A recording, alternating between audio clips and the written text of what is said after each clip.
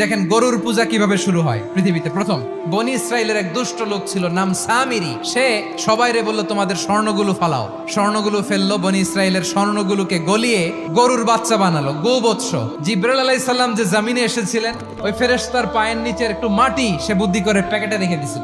স্বর্ণ দিয়ে বানানো গোবৎস গরুর বাচ্চার গায়ে যখন সেই মাটি ছুঁড়ে দেয়া হলো, এখন বাছুরের ভেতর থেকে ভ্যাঁ ভ্যাঁ আওয়াজ আসতেছে। কি আসতেছে? সবাই তো অবাক।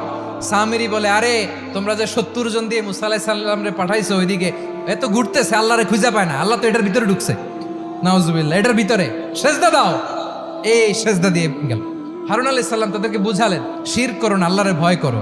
শুধু এতটুকুই তিনি বুঝালেন, দাওয়াতি কাজ পালন করলেন, কিন্তু প্রতিরোধ করেন নাই।